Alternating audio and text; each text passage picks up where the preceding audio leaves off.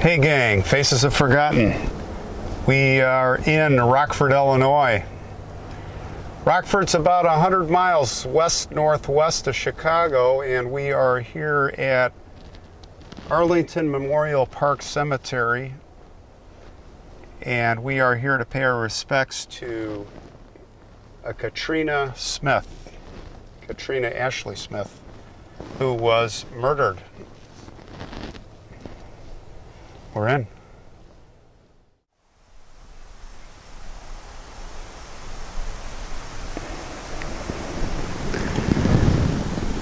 I'm at the grave of Harold Gust Carlson. Famous, hey, everybody that plays in the top league is famous. Harold played for the Pittsburgh Pirates, Philadelphia Phillies at the time. This is going back to the 1930s. And yes, he played for the Chicago Cubs. Cub sticker here. And Harold was a pitcher. And hey, this is my namesake last name. And when I drove by and saw this, I thought that maybe, and that was a baseball player here. Our family, we had a great uncle that was a baseball player, but I don't think he was in the majors. But anyway, this Mr. Harold Gust here, he was quite a pitcher, and he was known for his curveball. But sadly, he was on May 28th of 1930, he was complaining of stomach pains, and I think it was during a game, or might have been practice, but it was the team physician that got him to the hospital within a half hour, and he died. He died at the young age of 38 years old, and he had left behind a wife and a child. So very sad. Died young. Rest in peace, Harold Gust Carlson.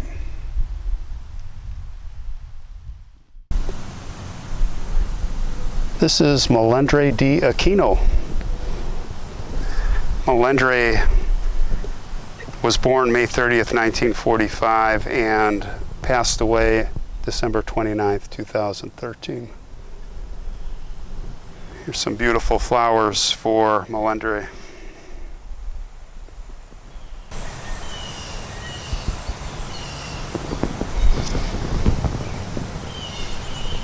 Leonardo Lozano.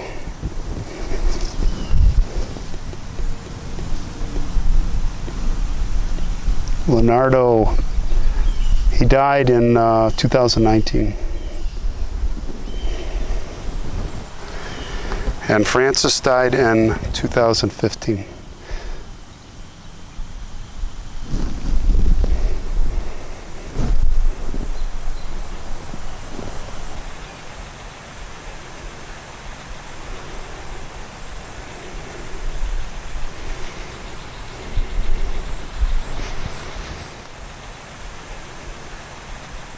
Martin Lineman, thank you for your service. Martin was a Purple Heart recipient, and he died in 2005. Vietnam vet. Dad and Grandpa.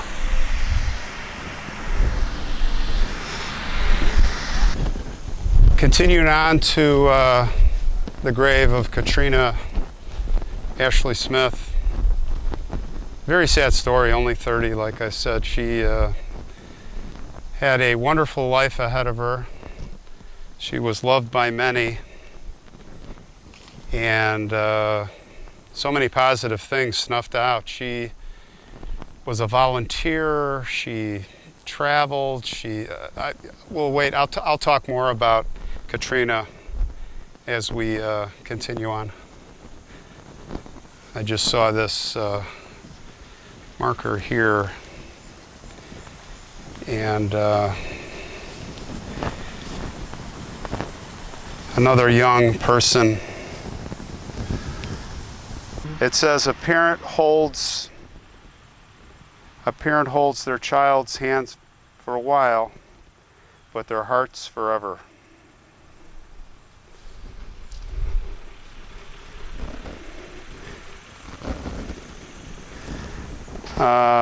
He drove a Ford pickup truck.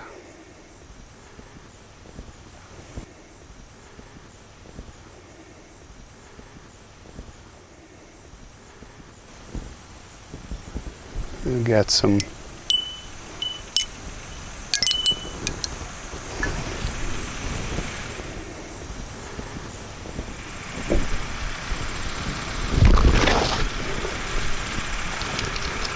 We are making our way over to Katrina's grave, Katrina Smith.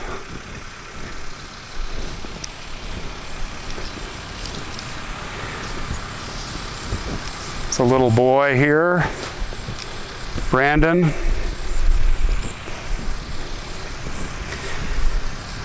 Jeffrey Ciaccio. I don't know how that's pronounced, but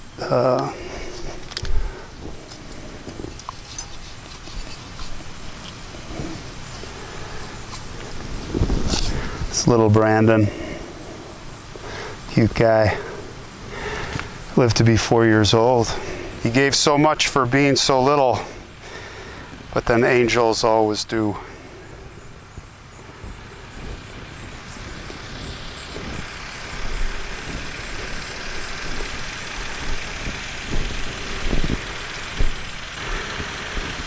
Katrina Ashley Smith,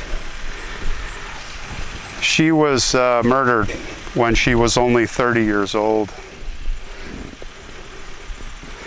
She was just on a trip with her husband, Todd. They were married for 7 years and they were celebrating their 7 years. And they were also celebrating that Katrina had gotten a new job opportunity, a big job with for an HR position. And upon returning home, some strange things started happening in their household.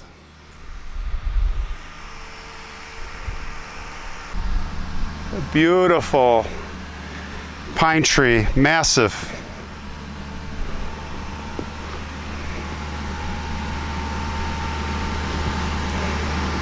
Yeah, strange things started happening. Katrina thought she was being stalked by somebody. There was somebody following her for a long time. And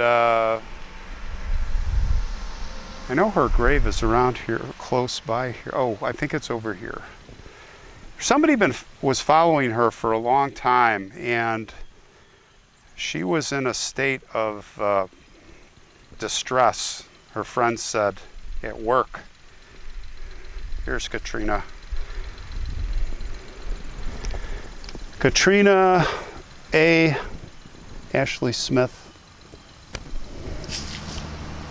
July 16th, 1982, October 22nd, 2012.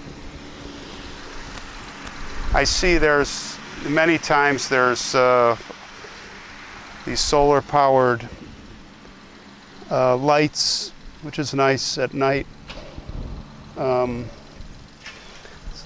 don't feel alone. This got bent over. Somebody hit this. I'm going to try and fix it. Bend it back.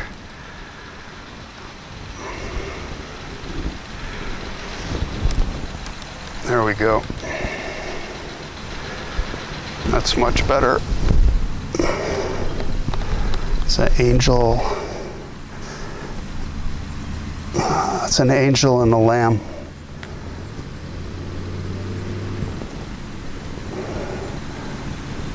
I think it'll stand better for a while if we embed it. Oh no, that's not a lamb. That's a wolf. There. That's much better.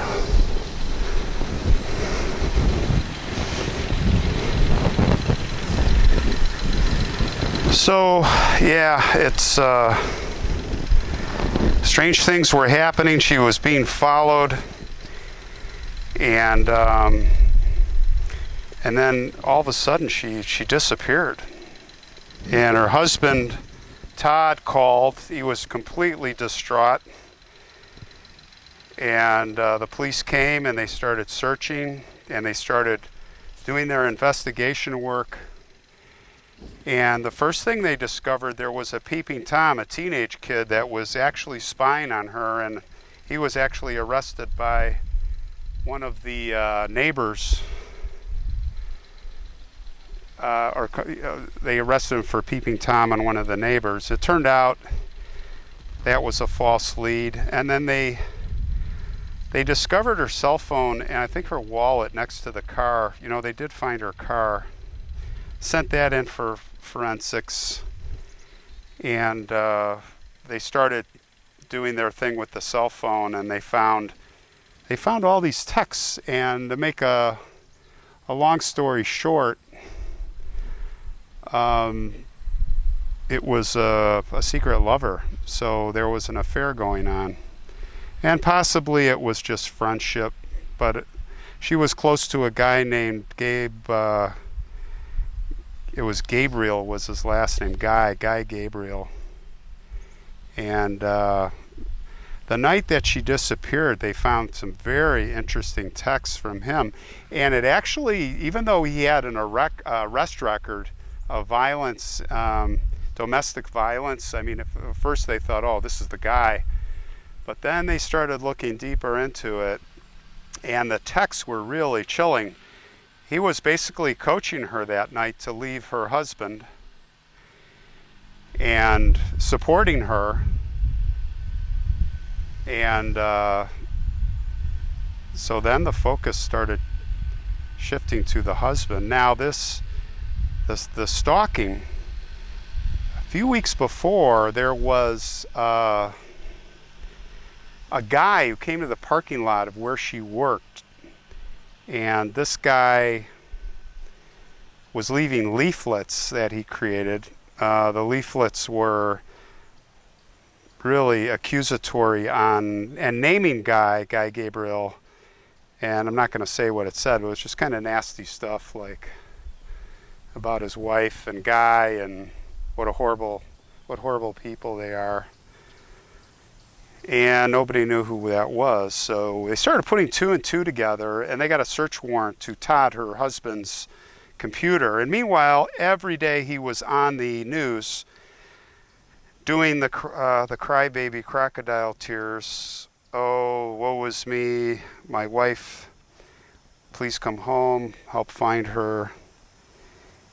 And the police started, they got a search warrant for his computer, cell phone, all that stuff. And you know what happened next. They started uncovering all kinds of bad stuff. He had a tracker on her car. And the night that she disappeared, they discovered that it put his location with her car. This guy took the tracker off the car, left a string of the tracker still attached, so they knew there was something on the car. And then, of course, when they discovered the tracker, it was a GPS stick, and it was with him. And anyway, the guy was guilty. They arrested him. There's all kinds of other evidence, and to make a long story short, he went to trial, he got convicted, and he's in the clink now for the rest of his life, where he belongs. People, when you want to leave your spouse, you don't have to kill them.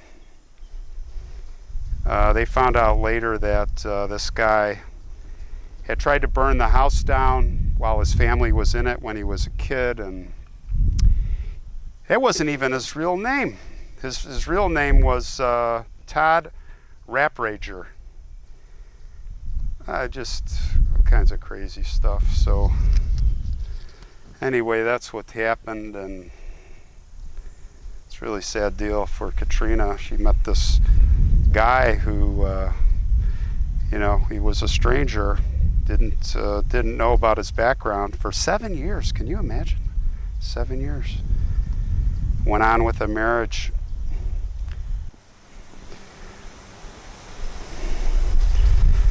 I can tell you a little bit about Katrina.